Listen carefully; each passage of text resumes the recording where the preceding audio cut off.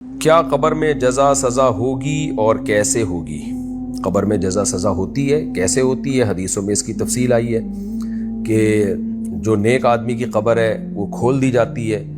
یہ برزخی قبر ہے جس کا محل یہی مادی قبر ہے. ہمیں ایسے نظر نہیں آئے گا کہ قبر کھلی ہوئی ہے، بالکل ایسے میت پہ حالات گزرتے ہیں جیسے کوئی سوتا ہوا شخص ہوتا ہے.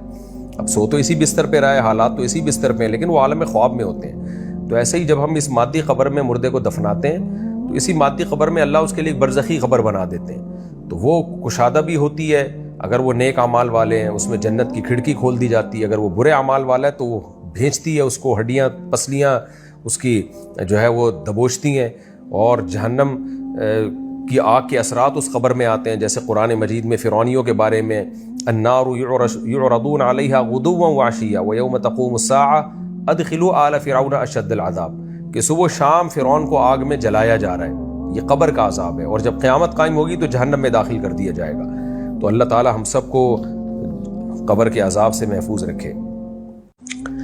ہم نے سنا ہے کہ اگر کوئی بہت بیمار ہو تو سورہ یاسین پڑھ کر سنانی چاہیے، اگر خود بیمار ہو تو کیا پڑھنا چاہیے؟ میرے علم میں کوئی ایسی صحیح حدیث ہے نہیں کہ بیمار ہو تو سورہ یاسین پڑھنے سے فائدہ ہوگا.